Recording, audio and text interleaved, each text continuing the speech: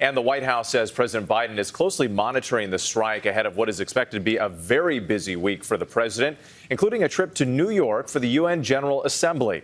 ABC White House correspondent Mary Alice Parks joins us now from the North Lawn with a preview. Mary Alice, good morning. But good morning. President Biden likes to talk about bringing American leadership back to the world stage. He's running on that message. Next week at the UN, this is a moment for him to demonstrate that. He is the only head of state from the UN Permanent Security Council members attending the General Assembly. It is a tough moment, though, on so many big issues from inequality, poverty, climate change. Members have fallen short. There are real questions about whether an old institution like the UN is even still relevant. Tuesday, he will address the full assembly. Wednesday, he will meet with Israeli Prime Minister Netanyahu. It's their first meeting since Netanyahu came back into office. It is not a meeting at the White House, which is notable. Ukrainian President Zelenskyy will be there in person at the UN, so you can imagine a lot of attention on any interaction between him and the Russian delegation. Thursday, Zelenskyy actually comes back here, meets with the president at the White House in Washington.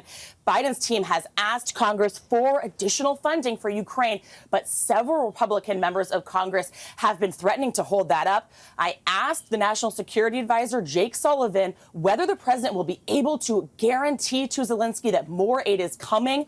Sullivan told me that they are confident, they think they can get it done, but the reality is there are still a lot of details to be hashed out as Congress is trying to avoid a shutdown in the next 2 weeks.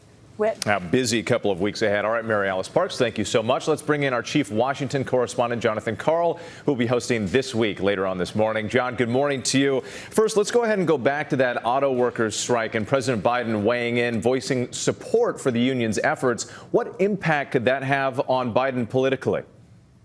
Well, as you know, Whit, Biden is somebody who says over and over and over again that his goal is to be the most pro-union president in American history. So clearly there's political pressure for him and his own core beliefs to be strongly with the auto workers as they go on strike. He reiterated that message on Friday. But look, if this strike lingers on, has an impact on the economy, even a slight impact on the economy, that's bad for Joe Biden. So while Biden is effectively cheering on the auto workers, he is also encouraging a rapid resolution of this strike, encouraging both sides to get together. And John, let's switch to another topic here because Biden will also be watching closely what's happening on Capitol Hill this week. House Republicans pursuing that impeachment inquiry. And as we noted there, another threat of a potential government shutdown.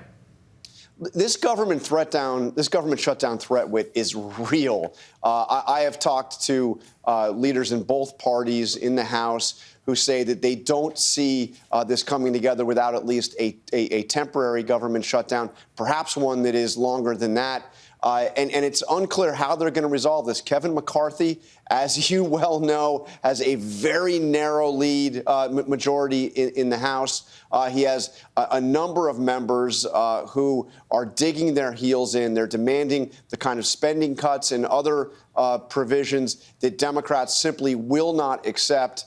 So I don't see how this gets resolved. Government funding runs out on midnight on September 30th. Yeah, and here, sadly, it feels like Groundhog Day as we talk about this time and time again. All right, John Karl, thank you so much. We always appreciate it. Remember to tune into This Week. Later on, John speaks with House Democratic leader Hakeem Jeffries and Republican Representative Nancy Mace about the impeachment inquiry looming and the shutdown threat as well, and much more. Plus, Martha Raddatz with an in-depth exit interview with Joint Chiefs Chair General Mark Milley, the country's highest-ranking military officer. Well, hey there, GMA fans. Robin Roberts here. Thanks for checking out our YouTube channel. Lots of great stuff here. So go on, click the subscribe button right over here to get more of awesome videos and content from GMA every day, anytime. We thank you for watching, and we'll see you in the morning on GMA.